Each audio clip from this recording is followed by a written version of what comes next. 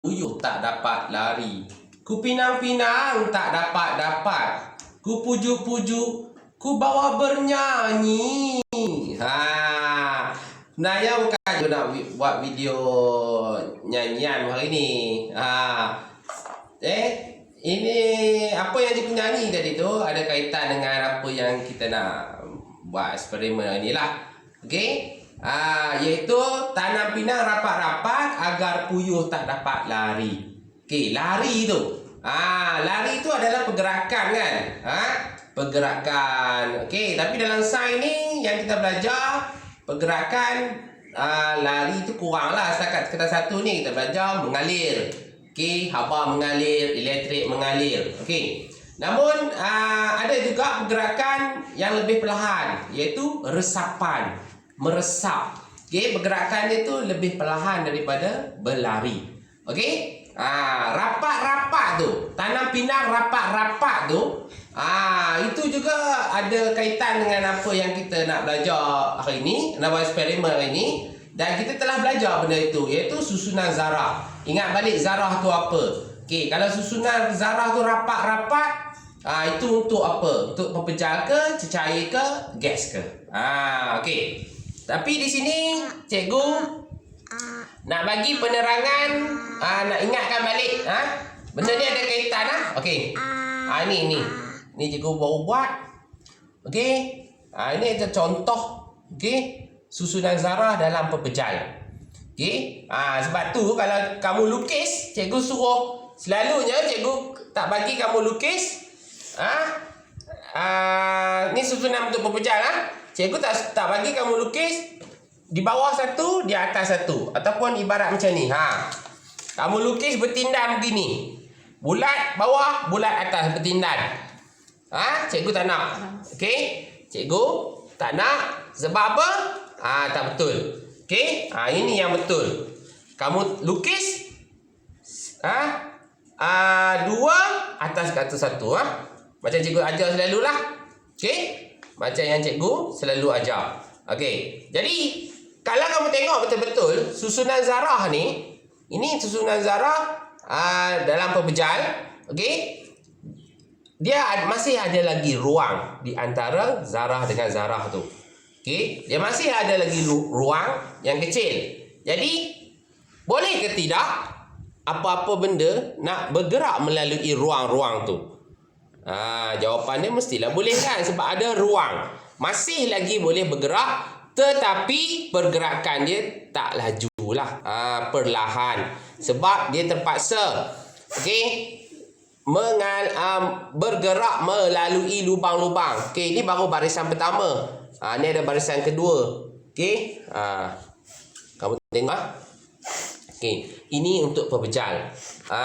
Susunan zarah dia rapat-rapat. Okey, jadi pergerakan sesuatu untuk bergerak melalui ruang di antara zarah tu adalah perlahan. Okey, ataupun sangat perlahan. Okey. Ini pula cikgu buat contoh bagi susunan zarah dalam cecair. Okey, cikgu buat ada tiga ni mewakili contohnya air. Air H2O, betul?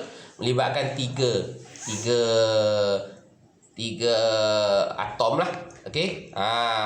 Molekul kan. Okey. Jadi di antara satu molekul air dengan air yang lain, dia ada jarak dia. Tapi taklah serapat di dalam pepejal. Okey. Dalam pepejal dia rapat. Okey, untuk dalam cecair dia sederhana. Jarak dia sederhana. Okey, susunan zarah dalam pepejal, jarak di antara zarah dengan zarah sederhana. Okey, jadi pergerakan sesuatu benda tu, okey, mengalir melalui zarah-zarah dalam cecair ni, okey, dia boleh mengalir. Dia lebih laju lagi daripada mengalir dalam pepejal. Okey, sebab jarak dia apa?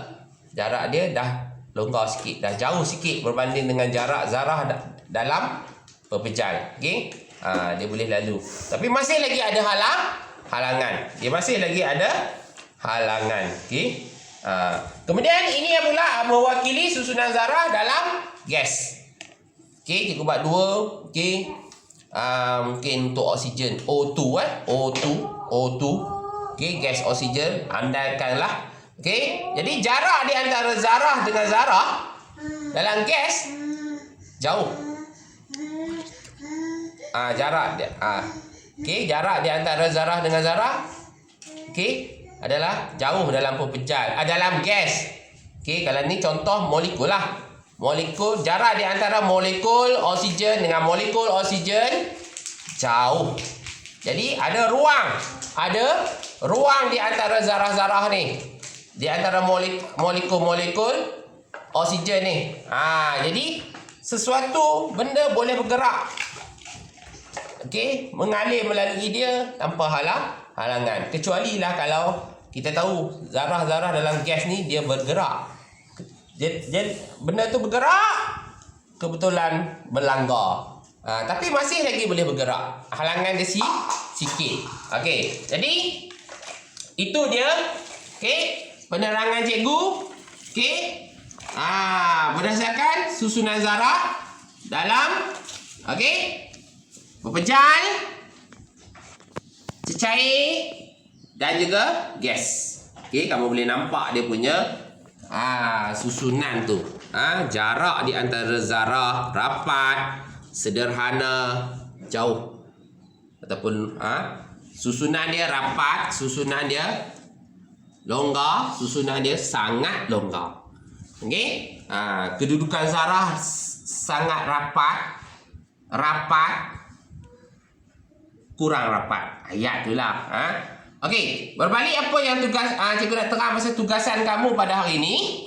Okey, kita akan laksanakan eksperimen 5.1.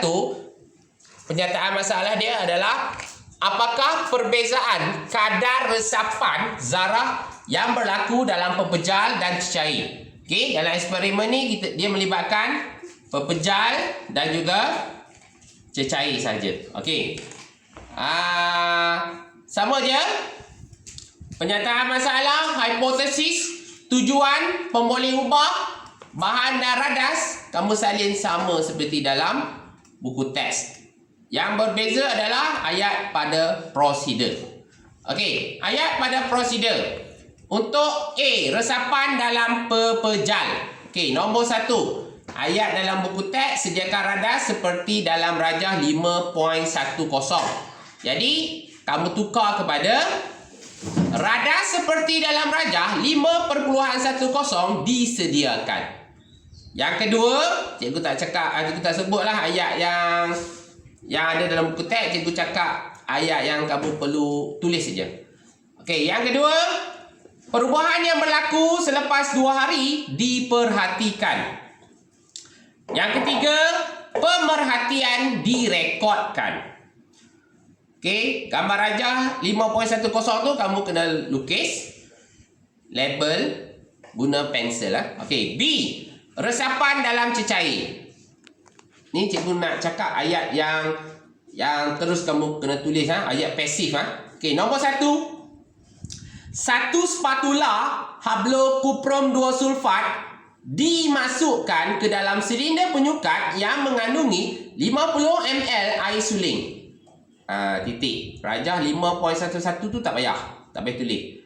Nombor 2. Perubahan yang berlaku selepas 15 minit diperhatikan. Nombor 3. Pemerhatian direkodkan. Titik. Itu ayat untuk prosedur bagi resapan dalam cecair. Sama juga rajah 5.11 tu kamu lukis guna pensel sekali dengan label. Okey. Untuk keputusan. Okey, untuk keputusan muka surat 150. Okey, untuk aktiviti A, okey, kamu boleh tulis salin dekat rajah 5.12. Okey, ni dekat tak? Ni buku teks dah ni. Ni untuk keputusan A, pemerhatian. Kamu salin ayat ni dekat muka surat 150. Kadar resapan dalam pepejal. Untuk B, kamu salin yang ini. Okey. Kesimpulannya, hipotesis diterima. Titik kadar resapan adalah rendah dalam pepejal tetapi adalah tinggi dalam cecair. Kemudian soalan. Soalan tu kamu jawab. Okey, kamu cari maklumat, kamu jawab. Okey. Jadi siaplah untuk apa? Kita punya laporan eksperimen. Yang lain tu cikgu dah terang. Cikgu nak terang sikit-sikit bagi kamu ingat balik je. Okey? Sekian, terima kasih.